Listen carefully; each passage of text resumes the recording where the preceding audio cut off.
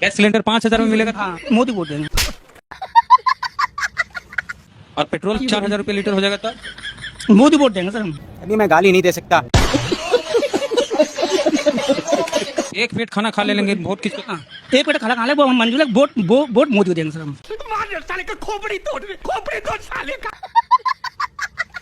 खाना पीना सब महंगा हो जाएगा। हो जाता वोट मोदी को देंगे सर हम। जब कुछ भी हो जाता वोट मोदी देंगे हम लोग। ये कुछ ज्यादा नहीं हो रहा? वो मोदी बढ़िया काम करेगा सर। क्या काम करे? वो सारा बहुत बढ़िया काम आपको बता नहीं सकता मैं।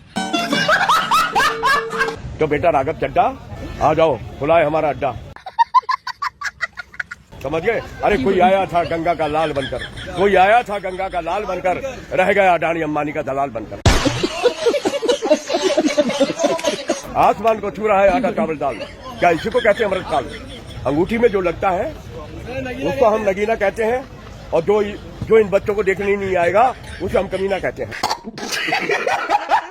अरे मिलिट्री तुम्हारी, पुलिस तुम्हारी, अब आगे क्या कहूँ, पुलिस तुम्हारी, मिलिट्री तुम्हारी, और 56 इंच का सीना, यहाँ आने में छूट रहा है पसीना। क्या मिल गई है तुम्हें कोई हसीना जिसने मुश्किल कर दिया है तुम्हारा जीना? है? और जो यहाँ पर नहीं आएगा वो मेरी नजरों में है कमीना। जैसा कि आप सबने शुरुआत में देखा कि अंधभक्त बोल रहा है कि कोई भी मतलब किसी भी हालत में हम वोट बीजेपी को देंगे, एक रोटी भले खा लेंगे लेकिन वोट बीजेपी को देंगे। 5,000 का सिलेंडर हो जाए लेकिन फिर भी वोट मोदी को ही देंगे। मुझे ये समझ में नहीं आता कि मोदी जी ने आखिर कौन सा चमनप्राश ये लोग को चटाया है कि ये लोग हर चीज में मोदी को ही वोट देना चाहता है। अगर आप लोगों को पता हो तो हमें भी बताइए भाई, क्योंकि हम भी जानना चाहते आखिर मोदी जी ने कौन सा चूरन चटाया है ये लोगों को, तो हमें भी जरूर बताइए क्योंकि हमें भी जानना है इस सवाल का जवाब। तो आज का वीडियो हर बार की तरह बहुत ही फनी होने वाला है, जिसे देख के आपको बहुत हंसी आने वाली है। बस आखिरी तक बने रहे, अगर मजा ना आए तो बोलिएगा। तो चलिए वीडियो को शुरू करते हैं। भाइयों बहनों, आखिरकार वो राज पता चल ही गया कि क्यों मोदी जी प्रेस कॉन्फ्रेंस नहीं करते। क्या बात कर रहे हैं? खुद मोदी सरकार के अधिकारी ने राज की बात बताई है। दरअसल बार बार विदेशी मीडिया सवाल कर रही थी कि पीएम मोदी प्रेस कॉन्फ्रेंस क्यों नहीं करते हैं। विश्वगुरु जहां भी विदेशी दौरे पर जा रहे थे, पत्रकार वही सवाल दोहरा रहे थे। समझ रहे हो? पहले नॉर्वे वाली पत्रकार की वजह से हमारे विश्वगुरु की फजीहत हुई, फिर ऑस्ट्रेलिया में भी ऐसा ही कुछ हुआ जब मोदी जी मीडिया से कोसों दूर खड़े नजर आए। और अब जब पीएम मोदी न्यूजीलैंड पहुंचे तो यहाँ के पत्रकार सवाल कर रहे हैं कि नरेंद्र मोदी प्रेस कॉन्फ्रेंस क्यों नहीं करते। तब भारतीय राजदूत ने मोदी जी के प्रेस कॉन्फ्रेंस न करने पर गजब तर्क दिया। भारतीय राजदूत ने कहा कि भारत के ज्यादातर लोग ग्रामीण इलाकों से हैं, वे प्रेस कॉन्फ्रेंस नहीं समझ पाते, इसलिए मन की बात के जरिए मोदी जी सीधे संवाद करते हैं। वो हमारी माता है, अब मोदी जी उसको खाता है। क्या बात कर रहे हैं? हाँ यार, पैसा चंदा का पैसा खाया तो उसका मतलब क्या है? चंदा का पैसा जो है 250 करोड़ 300 करोड़, तो मिथुन का एक्सपोर्ट। अरे भैया कोई मिथुन नहीं, कोई गोविंदा नहीं, समझे? सब मिथुना गोविंदा देख के गोल गोल है, उसी को बोला काट दो। अरे भैया मिथुन उसका पार्टी का लीडर है। भारत यहाँ बंगाल में अभी आया है, बीजेपी का कैंपेनिंग कर रहा है, उस मिथुन का बात बोल रहा, वो उसको बलि चढ़ाएगा। ये कैसी सरकार है? आदमी बेरोजगार लड़का लड़की बिना पढ़ाई बिना रोड पे आ गए, ये सरकार है? ये गुंडा बवालियों की सरकार आ गई है। जिसकी सपोर्टर है उसका अच्छा है बीजेपी के लिए, और जिसका नहीं है वो उनकी माँ की आँख हमारे घर में। अरे अब सब थोड़ी वो प्रधानमंत्री हैं। नहीं, प्रधानमंत्री है तो क्या करिए? क्यों रोजी रोटी ले लियो का? प्रधानमंत्री है तो क्या किसी को लपेट दियो का? एक अनपढ़ नेता को आप बैठा देंगे गद्दी पर, उसके बाद हम प्रधानमंत्री उसको बना देंगे जिसको इंग्लिश तक बोलनी नहीं आती, जो बाहर जाकर ट्रांसलेशन उनको जरूरत पड़ रही है, और जो एक टेलीप्रॉम्प्टर के बिना नहीं बोल सकते, ऐसे प्रधानमंत्री हम चुनकर गद्दी पे बैठा रखे हैं। यादव कह रहे हैं कि इस बार 40,000 रुपए देंगे अगर सत्ता में आते हैं तो। उनके पैसे ना वो अपनी जेब में रखे हैं, उतने पैसे तो हम दान कराते हैं। भाई साहब कुछ ज्यादा नहीं हो गया? मतलब कुछ भी। जो नरेंद्र मोदी है वो आपको लगता है कि प्रधानमंत्री बनने लायक है? नहीं है, ये गरीबों का खून चूस रहा है भैया। पूरा प्रधान रेट फेट सब हर चीज में बढ़ गया, रेट चावल में, दाल में, नमक में, मिर्च, हर चीज में। ये बड़ी अच्छी बात कही आप। कुछ चीज नहीं है, गरीब आदमी भूखा मरने के लिए हो जाएगा, कुछ नहीं है सहारा इसका। तो जो वीडियो को देख रहे हो जनता को क्या कहना चाहोगे आने वाली पीढ़ी को कि आने वाली पीढ़ी को ये बोलेंगे भैया कांग्रेस का राज आना चाहिए, भाजपा का राज रोज खत्म, गरीब आदमी भूखा मर जा रहे हैं, हर चीज में तेल में शक्कर में नमक में महंगाई बढ़ रहा है। क्या बात है सर, क्या बात है सर। अब बोल रहे हैं तो रोजी भी नहीं है, गरीबों का रिक्शा चला रहे हैं, मेहनत कर रहे हैं, 100-200 कमा रहे हैं, खाना खा रहे हैं। मोदी जी की जो आप कहानी सुनने जा रहे हैं वो बड़ी मजेदार और दिलचस्प है। आइए देखते हैं, मजा आएगा। कल मोदी जी ने न्यूजीलैंड में कहा कि वो 30 साल पहले भी जब न्यूजीलैंड गए तो किसी ने उनको मफलर, टोपी और ग्लव्स दिया था। वीडियो पूरा देखेंगे क्योंकि इसके बाद कुछ मजेदार कहानियां हैं। लेकिन 25-30 साल पहले न्यूजीलैंड आने का अवसर मिला था। एक ये मफलर, एक कैप और एक दस्तान मैं अभी यहाँ इस कार्यक्रम में भी लेकर आया। अब आइए थोड़ी मैथमेटिक्स पे बात की जाए। आज मोदी जी की एज है 75 ईयर्स। ठीक है, समझिए। तो 30 साल पहले जब वो न्यूजीलैंड गए थे तो उनकी एज रही होगी 45 ईयर्स की। और मोदी जी ने खुद ही कहा है कि 30 से 40 साल तक भिक्षा मांग के या भीख मांगे जीवन गुजारा है। तो अगर 30 साल भी मान लें तो 45 में जब आप 30 निकालेंगे तो बचेगा 15 साल, और 15 साल तक उन्होंने चाय बेची है। तो सोचिए, चाय बेच के, भीख मांग के, उसी में उन्होंने हिमालय में अज्ञातवास, बांग्लादेश की आजादी की लड़ाई, अमेरिका गए, डिजिटल कैमरे से फोटो खींची, ईमेल 88 में किया जबकि इंडिया में 1991 में ईमेल हुआ था। और 45 साल की उम्र में वो न्यूजीलैंड गए, फिर जब लौटे तो ठीक 6 साल में वो गुजरात के सीएम बना दिए गए। कमाल करते हैं मोदी जी, ऐसी लफाजी आप ही कर सकते हैं। और आप कहीं माने तो ये सब आप कांग्रेस सरकार में हुआ आपके साथ। तो सोचिए, कांग्रेस की सरकार में आप भीख मांग के न्यूजीलैंड चले गए और आपकी सरकार में आज पढ़े लिखे लोग चाय पकौड़ा बेच रहे हैं, नाले से गैस निकाल रहे हैं। तो आपकी सरकार बढ़िया थी, वही सरकार बढ़िया थी। सोचिए क्या आप बोल रहे हैं, मतलब ऐसी लफाजी आपके सिवा कोई नहीं कर सकता।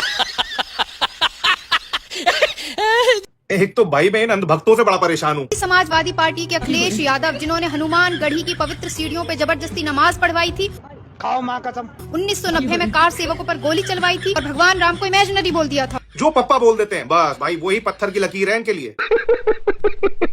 अरे बहन पहले सुन ले, अंधभक्ति का चश्मा उतार और थोड़ा फैक्ट्स पढ़ ले। अखिलेश यादव ने 2003 में हनुमानगढ़ी में नमाज नहीं पढ़वाई थी। अरे वो तो उस टाइम पर सिर्फ एक नेता का बेटा था। असली बात तो ये है कि महंत ज्ञानदास, जो उस समय हनुमानगढ़ी के महंत थे, उन्होंने सद्भावना के नाम पर इफ्तार पार्टी ऑर्गेनाइज की थी। सॉरी हाशिम अंसारी जैसे लोगों को इनवाइट किया था और वही इफ्तार के बाद उनके कमरे में नमाज पढ़ी गई थी। हनुमानगढ़ी में नहीं पढ़ी गई थी, ना उनकी सीढ़ियों पर पढ़ी गई थी। इतने तेजस्वी लोग हैं हमारे पास, कितने शानदार विचार रखते हैं जी। कोर्ट तक केस भी गया था, स्टे लगाया गया था। ये मुलायम सिंह के टाइम की बात है, उस टाइम मुलायम सिंह मुख्यमंत्री थे और ये घटना उस समय सद्भावना की मिसाल बनी थी, जिसे आज ट्विस्ट करके अखिलेश पे डाल रही हो। अरे पहले हिस्ट्री पढ़ लो, फिर अंधभक्ति का लेक्चर देती रहना। फैक्ट से लड़ने से पहले उसको जान तो लो, वरना ऐसी बेवकूफी आप हमेशा करती रहोगी। महाराज जी, पूरा जेंजी क्राउड है, सब युवा आया है। आपको देखना, युवा पूरा पगलाया रहता है। What? जहां जाते हैं युवा पूरा जान देने तैयार है। आपको देख के पूरा छन छन हो जाता है युवा। अभी मैं गाली नहीं दे सकता। रवि किशन कौन सा गांजा फूके हो भैया? रवि किशन कह रहे हैं कि योगी और मोदी अगर आजादी के बाद सीएम और पीएम होते तो ये देश आज चाइना से आगे होता। अरे 2014 के बाद से सीएम और पीएम ये सब बने हैं, तब तो देश गड़ाहम चला गवा हुआ है। तू का चाहत रहो भैया, देश आजादी सोते थी तो खाई चला गया, वो देश दिखाई ना पड़ता यार। ये तो कहीं पाताल लोक में समा गया होता देश। अरे मेरे भाई बस करो यार, बस करो मेरे भाई, भैया माफ कर दो। दोस्तों, ये बात तो अब पूरी दुनिया जानने लगी है कि प्रधानमंत्री मोदी की हर बात स्क्रिप्टेड है। सही पकड़े हैं। कोई पत्रकार सवाल कर नहीं सकता है अगर वह अनस्क्रिप्टेड हो तो। नॉर्वे में पत्रकार ने कहा, क्यों नहीं करते हैं प्रेस कॉन्फ्रेंस। ऑस्ट्रेलिया में पत्रकार ने कहा, अनस्क्रिप्टेड सवाल इन्हें पसंद नहीं है। और न्यूजीलैंड में विदेश मंत्रालय से वहां के पत्रकार ने पूछा, आखिर वह पत्रकारों के सवालों के जवाब क्यों नहीं देते हैं। और हैरत होगी, विदेश मंत्रालय के अधिकारी बोले, प्रधानमंत्री मोदी सीधे भारत की जनता से बात करते हैं जो गांव में रहती है। कुछ भी तो फिर बीच में मीडिया की क्या जरूरत। यानी वो आखिरी सवाल जो प्रधानमंत्री मोदी से पूछा गया था वो फरवरी 2025 का था।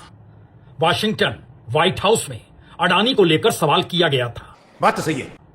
उसके बाद से तो जैसे प्रधानमंत्री की पूरी टीम ने बांध लिया, अब किसी पत्रकार को कोई सवाल पूछने की इजाजत बिल्कुल नहीं होगी। यानी कल तक जिक्र सिर्फ टेलीप्रॉम्प्टर का होता था। देखकर पढ़ते चले जाइए। नया सवाल है, दुनिया के किसी भी देश में किसी भी पत्रकार को कोई सवाल प्रधानमंत्री से पूछने की इजाजत नहीं है। अगर अच्छा काम नहीं कर रहे तो फिर दुनिया में डंका कैसे बज रहा है? सर बहुत, मैंने तो दोबारा बता रही हूँ, दुनिया में तो कितना डंका बज रहा है। देखिए नेपाल जैसा देश हमारा आम वापस भिजवा दे रहा है, दुबई जैसा देश पतंजलि को बैन कर दे रहा है, जापान जैसा देश हमारा क्या बोलते हैं आम वापस फेंकवा दे रहा है। उन लोगों का कहना है कि हम लोग वो हमें कंसिडर नहीं करते। चाइना लद्दाख में घुसा हुआ पड़ा है, पाकिस्तान हमें हड़का के चला जाता है। कौन कह रहा है, कौन ऐसे है जो कह रहा है कि नरेंद्र मोदी पर है? वो वही है जो अंधभक्त। अंधभक्त कहने का मतलब है कि तुम्हें वैसे भी चीटा मार घसीटा हो, तो तुम्हें बाप दादाओं की जो संपत्ति उस पर तुम जो मतलब तुम्हारे बाप दादा ने नौकरी पाई कांग्रेस की सरकार में, लड़का बोले मोदी मोदी मोदी, तो ये वो हाल है सर। अगर एजुकेटेड होगा इंसान तो सही गलत का फर्क जानता होगा, बट आप आंख बंद करके घुसे कि मोदी हमारे पापा लगते हैं तो हम तो मोदी मोदी करेंगे, तो फिर आपका कंफर्ट जोन है सर। हमें तो नहीं लगता कि युवा इसमें सुरक्षित है, और हम जानते हैं कि युवा नहीं सुरक्षित है, तभी उनके माता पिता और स्टूडेंट यहाँ पे आ रहे हैं। सुरक्षित होता है, ये प्रोटेस्ट करने की जरूरत क्यों पड़ती है? ये बड़ी अच्छी बात कही आप। जब से मोदी जी बोले कि भाइयों और बहनों विदेश मत जाओ, तब से कसम से बता दे रहे हैं कि मोदी लगभग 10-12 देश घूम चुके होंगे। इधर अंधभक्त तो सीरियस ले लिए हैं कि विदेश नहीं जाना है, विदेश नहीं जाना है। उधर मोदी जी घूमे चले जा रहे हैं एकदम, लेकिन अंधभक्त जा भी कहाँ पाएंगे? कहाँ पैसा है? एकदम चट्टी फटी पड़ी है अंधभक्तों की, विदेश कहाँ जाएंगे? जो अपनी बीवी को एक बच्चे की मां नहीं बना पाया, उससे अंधभक्त आशा लगाए बैठे हैं कि वो भारत को विश्व गुरु बनाएगा। भाइयों बहनों, 26 जनवरी के 2 और 6 को जोड़ो तो 8 होते हैं, और राष्ट्रपति के जन्मदिन को यानी 17 अक्टूबर को 1 और 7 को जोड़ो तो 8 होते हैं। इसका मतलब है भारत और इंडोनेशिया की गहरी दोस्ती। इस हिसाब से पिछला एपिसोड अगर देखा जाए तो 23वां एपिसोड था। 2 + 3 यानी 5, और पाकिस्तान की आजादी का दिन भी 14 अगस्त, मतलब 1 + 4 = 5। अरे भाई, मेरा क्या पाकिस्तान से भी कनेक्शन है? कल को भाई ये कनेक्शन भी ना निकाल दे कोई। राम मंदिर चंदा चोरी को मद्देनजर रखते हुए बहुत से मंदिरों में जेब वाले कुर्ते को बैन कर दिया गया। मतलब बिना जेब का कुर्ता जब पहनेंगे तभी आप उसमें घुस सकते हैं पुजारी लोग। तो हम कहते हैं कि नाड़ा वाला पैजामा भी बैन कर दिया जाए। भैया मान लीजिए जेब तो बैन ही कर रहे हैं, पैजामे वाला नाड़ा भी बैन करिए। पैजामे में नाड़ा नहीं रहना चाहिए। नहीं भैया, पैसा वैसा उसी में गठिया के लेके चले जाएंगे। अगर पैसा कौड़ी नहीं पाएंगे तो ये लोग घंटा घंटी बांध के उसमें लेके निकल लेंगे। धार्मिक होने से ज्यादा शिक्षित होना जरूरी है, वरना दूध की जगह मूत्र पीने को ही परंपरा कह देंगे। एम्बुलेंस को इंग्लिश में क्या बोलते हैं? लाश वाली गाड़ी। एम्बुलेंस को इंग्लिश में क्या बोलते हैं? Fire brigade. कौन है ये लोग? एम्बुलेंस को इंग्लिश में क्या बोलते हैं? इमरजेंसी गाड़ी। बेटी अगर घर का लक्ष्मी है तो बहू क्या है? नागिन। बेटी अगर घर की लक्ष्मी है तो बहू क्या है? इंस्टाग्राम की रानी। बेटी अगर घर की लक्ष्मी है तो बहू कौन है? चुड़ैल। बेटी अगर घर की लक्ष्मी है तो बहू क्या है? कलमोही है। आप अपनी बीवी ज्यादा परेशान है या मोदी जी से? बीवी से परेशान है।